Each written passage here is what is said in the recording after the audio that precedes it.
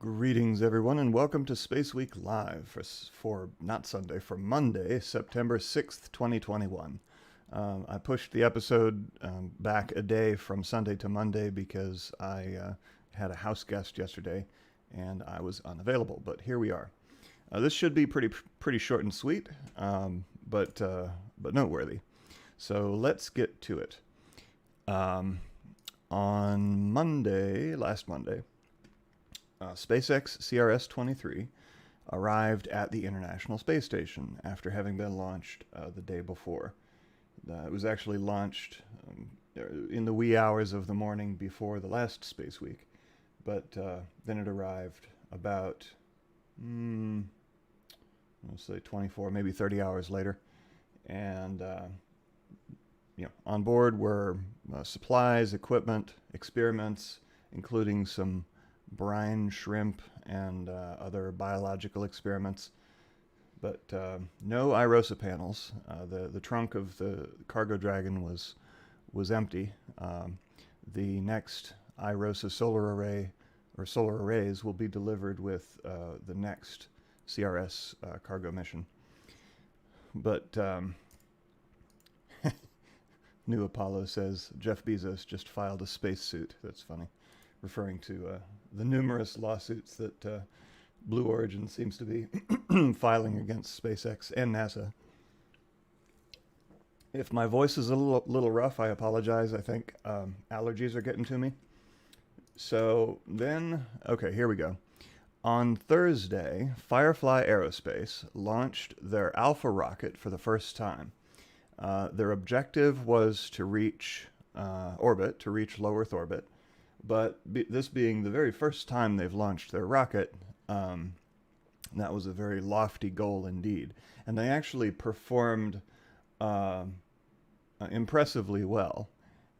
You probably are already aware of what happened with this launch, but they have released, just yesterday, they released a beautiful 4K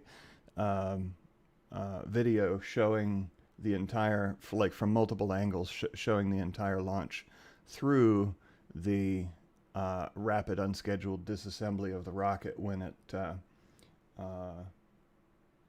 when they engaged the flight termination system at altitude. So they did not reach orbit, but they got a lot of data, and the rocket performed very well for a first test flight. So let's check it out real quick.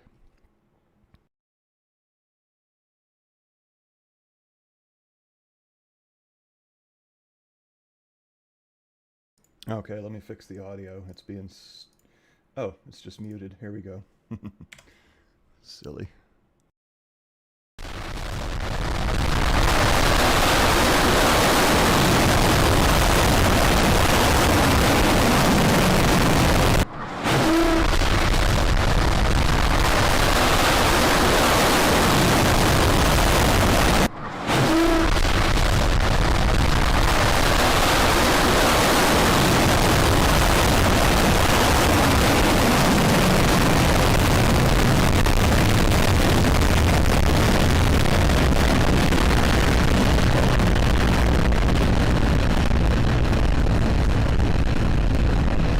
Three, 2, 1, 0.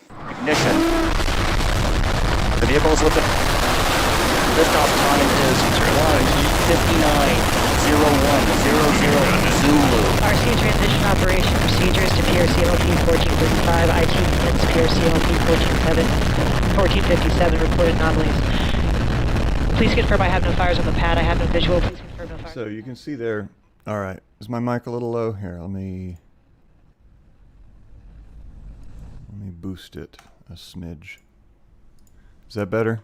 Testing, testing. All right. So you can see there on the right side, one of the engines burned out and was having trouble reigniting. It was kind of sputtering on the way up.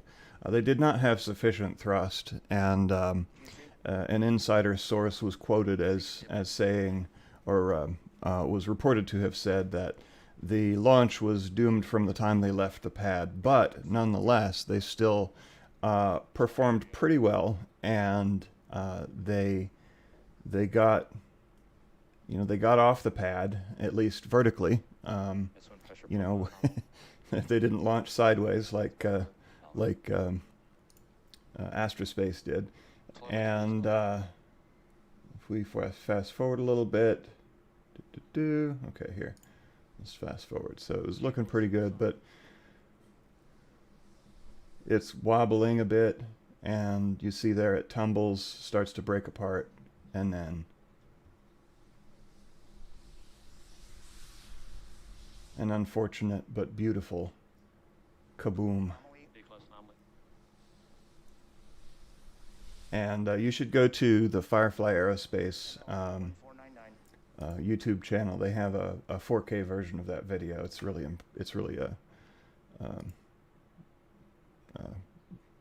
impressive. So, congratulations to Firefly for their first launch. Obviously, it didn't reach orbit, but they did a lot better than a lot of other rocket companies and rocket organizations the first time they launch anything. So, let's see, moving on. The Russian spacewalk on Friday. Was it Friday? Yeah, on Friday.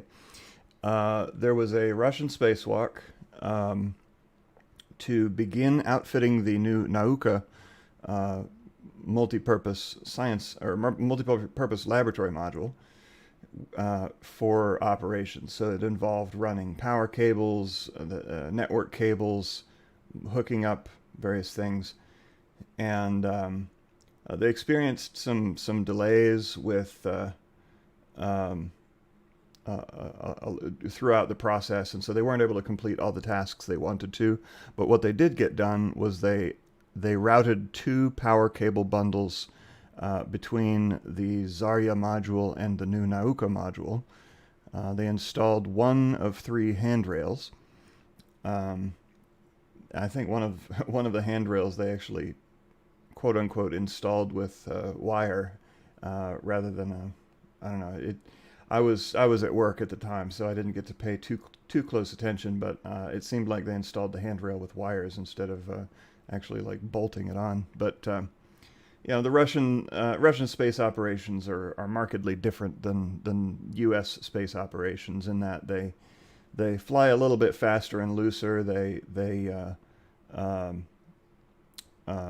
are less scripted than their U.S. counterparts, and so, yeah.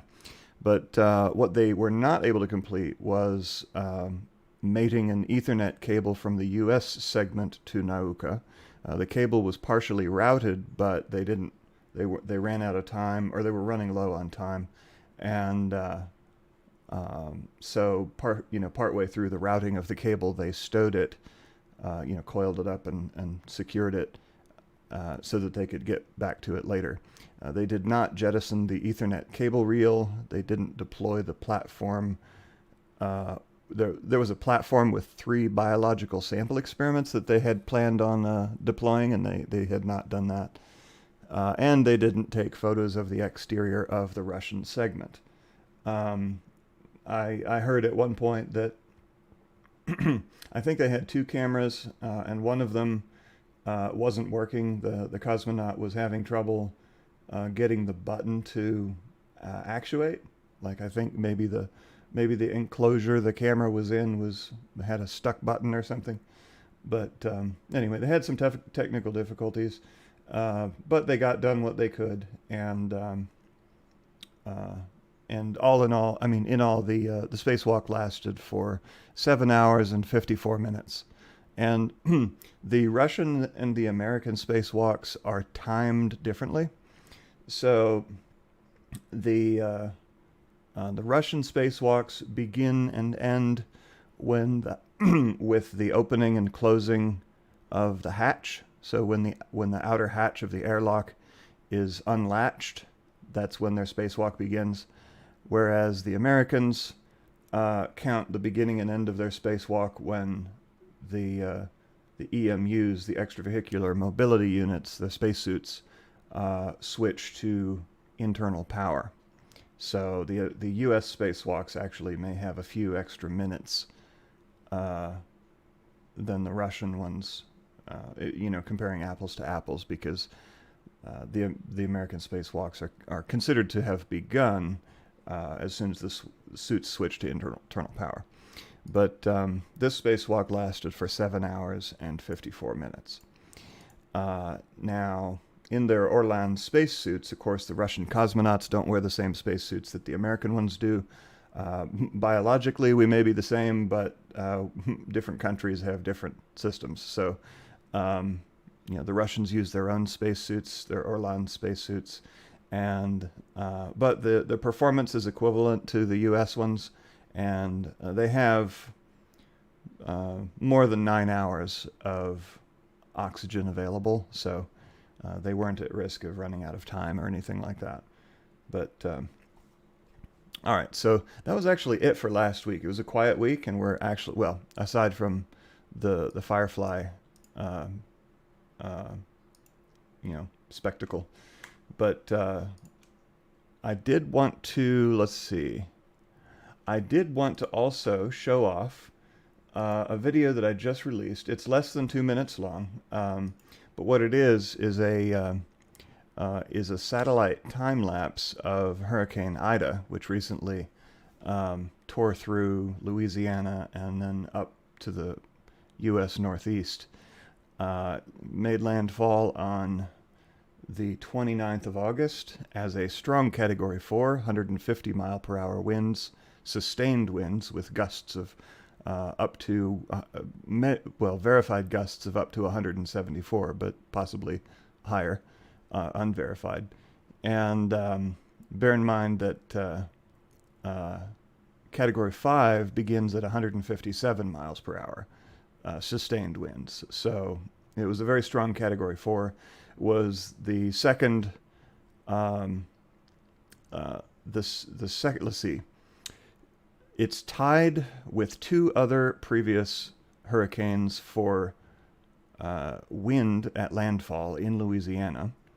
There was a hurricane last year, I think Laura was the name, and then a hurricane back in the 19th century was the last time there was one so strong that hit Louisiana in terms of wind. And in terms of barometric pressure, it was the second lowest central barometric pressure of any storm to hit Louisiana, second only to Hurricane Katrina, the famous one.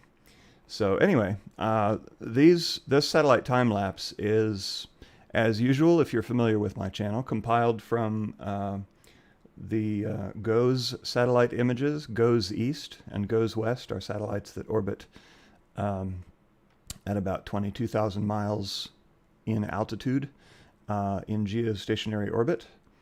One over the eastern part of the U.S., over the equator, and the other covering the Pacific and the western part of the U.S. And so every day, my computer dutifully gathers these GOES images, gigs and gigs and gigs of them. I have literally terabytes of high-resolution, 10,000 pixel, satellite images accumulated.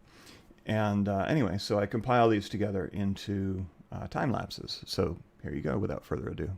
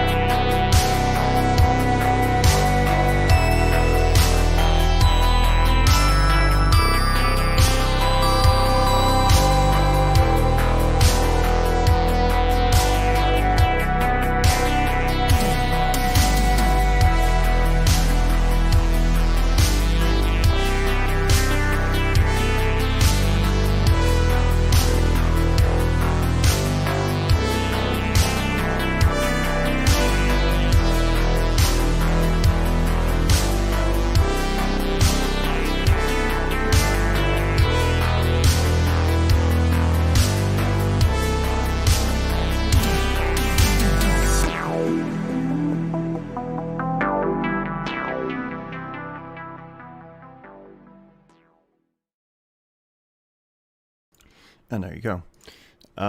So let's see. Looking ahead to this week. Let me pop back down. Looking ahead to this week. Today there is a new moon, which means that the moon is on the roughly the opposite side of the Earth from the. On the same side of the Earth as the sun. So it is. Basically invisible. The exact time of the newness will be 7:52 p.m. Eastern, 23:52 GMT. If you have clear skies, tonight would be a great night for stargazing because, of course, the moon reflects a whole lot of sunlight and makes stargazing more difficult if it's bright. Also, tonight at 10:40 p.m. Eastern, 0240 GMT, a Chinese Long March 4C will launch the Gaofen 502 remote sensing satellite into low Earth orbit. There will not be live coverage. Then on Thursday, September 9th, starting at 10:30 a.m. Eastern, 14:30 GMT, is the second Russian spacewalk out of a planned 11 total spacewalks to continue outfitting the Nauka module. They'll finish the tasks that they were unable to complete during last week's spacewalk and proceed with new tasks. As always, I will stream the spacewalk for you live right here. And finally, also on September the 9th, Thursday, at 3 p.m. Eastern, 7 p.m. GMT, is a Russian Soyuz rocket launching the Razbeg-1 satellite. And again, there will not be live coverage of that for the Russian government launch. That is about it. I'd like to take a moment to thank and welcome new channel members, Rawthling Jim Raymond, Rawthling SILVINA SARAVIA, and Rawstronaut Danny Doc Bain. thank you and welcome. Now, questions. Let me get to your questions. What do we got here? Tig Greyhoff, how's your kitty? Bennu is doing great. He's he's right over. No, he's over here. Yeah, Bennu's doing all right. He's kicking around the house. I mean, the kids are in school and I'm back in the office. Although we're working out a hybrid work from home schedule so that I can work from home up to 3 days a week, which will be helpful. But prior to the past few weeks, Bennu had never, well, I should say prior to our beach trip a couple weeks ago, Bennu had never been home alone for very long because ever since we got him last October, we were always home. But he's doing fine. He just chills. I did have to, you may notice in the Starman stream, if you ever visit there, that I did have to, I did take Bennu Cam offline briefly, but then I reoriented it, pointed it toward his cat tower. The thing with cats is they're cats. Like they roam around. They sleep all over the place, on the floor, on furniture, on the stairs, in bedrooms, on their tower, wherever. They're all over the place. So I can't exactly set up, surveillance cameras all over my house, but I can point the camera at his cat tower, which he does like his cat tower. So fortunately, he does, actually use it sometimes.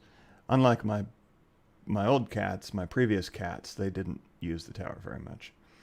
But yes, Bennu is fine.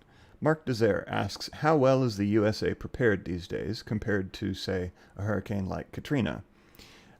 So the quote-unquote handling of Katrina was famously poor, and a lot of people suffered, and there were unnecessary deaths and unnecessary loss of property and all of that.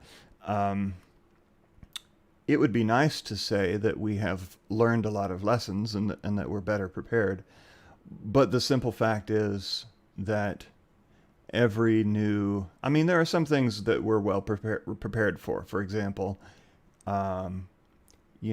buildings in California are earthquake resistant, but that's built into the code, but for things like hurricanes and floods and whatnot, I doubt that we are very much more prepared than we ever were. I have no inside view into FEMA or any of the pertinent agencies, but it seems like anytime a big disaster comes, we're not prepared for it. So we're very reactionary. we thoughts and prayers. we like to step up when the time is appropriate, but we don't like to prepare ourselves beforehand. So Rhonda Wildman says, Raw Space, keep up the amazing work. Thank you. Always looking forward to a new video by you and your live streams every week. Much appreciated. All the best to you and your channel. Very kind words. I appreciate that. And I and my numerous alternate personalities appreciate all of you as well. Let's see. Any more questions?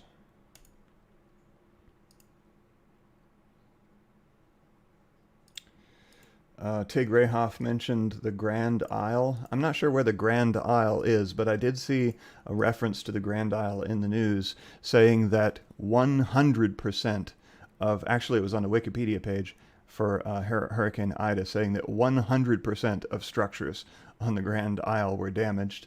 And it basically, apparently this place gets wiped out every time a storm comes. So, we don't always learn our lessons well. All right.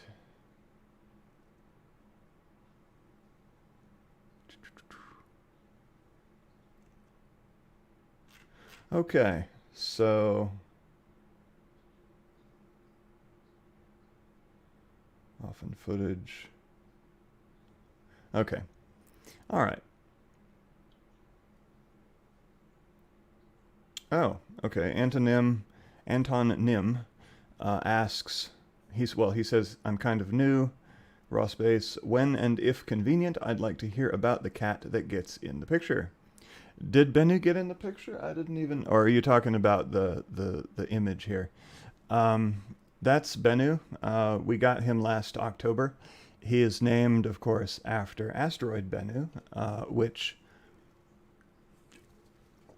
the OSIRIS-REx, NASA's OSIRIS-REx probe collected a sample from last October. So we adopted him, we rescued him about the same time that OSIRIS-REx was bouncing off of the surface of asteroid Bennu, and so he's named for the asteroid. He was a rescue. He had been abandoned in a forest behind the pet store, I guess, and so we adopted him, and he's been fat and happy ever since. He's not really fat. I need to keep an eye on his food intake, because he does like to munch every time he walks by the food dish. But I may need to get one of those portioned dispensers that only dispenses a small amount of food at specific times. But Chris V asks, what do you think Firefly's next step will be? Floating like a leaf on the wind? For those of you who get that reference. Well, I think that they're going to take the abundance of data that they gleaned from this first test launch and I guess first of all work on the engines to beef them up or correct whatever issues were causing the engines to underperform.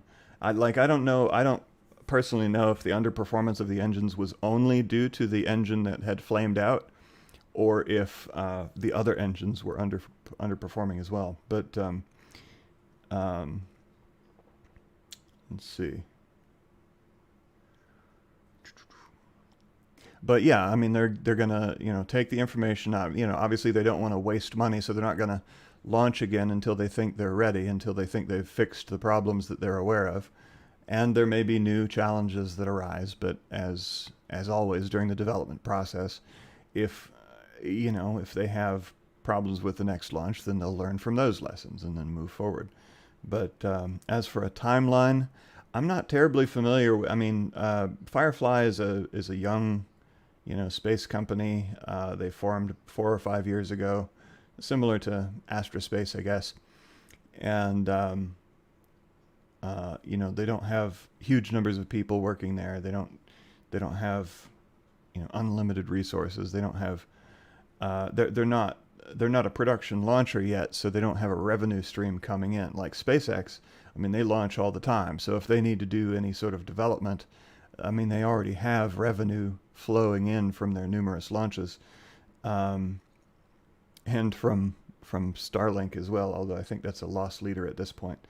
But but Firefly, they don't have, they have investors, benefactors, they have whatever, but I don't know if they have venture capital. Yeah, so they'll fix the problems and then move forward. And I wish them the best. It's always good to have choice in any industry. Monopolies are no bueno. Let's see. Tig Rayhoff. During the spacewalk, there was a solar panel moving behind the Russians, so they move the panels occasionally. The solar panels do rotate. So now we've got the 8 original solar arrays that are on the ISS. The long solar arrays that extend far out from the truss structure of the ISS, and those do rotate to basically to follow the sun. Although you know, sometimes you'll see some of the arrays will be rotated in at a different angle than the others. Now they don't like pivot around, they just rotate like this, you know, to follow the sun. And then on 2 of those arrays, so let's say, oh gosh, demonstration time. Let's say that this hand represents the old array, and this finger here, my middle finger, is where the truss structure is located. All right. The IROSA arrays sit on top of the old arrays, and they're not exactly parallel. They're actually angled up a little bit from like that. So the IROSAs, they cover maybe less than half, like maybe a third of the length of the old solar array, and they're angled up to ensure that they don't make contact. And because they're mounted to the same mount point as their the solar array that they're piggybacked on top of, they rotate together. So if the old array is rotating, then the IROSA will rotate with it. They're always stuck together, basically. All right. Let's see. Current Soyuz.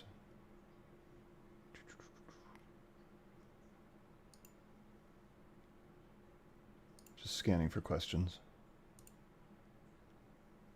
Okay, so that looks like that'll wrap it up for this week. Like I said, pretty short and sweet. 31 minutes about. I appreciate you all coming as every week, and until the next stream, keep it raw and take care. Bye for now.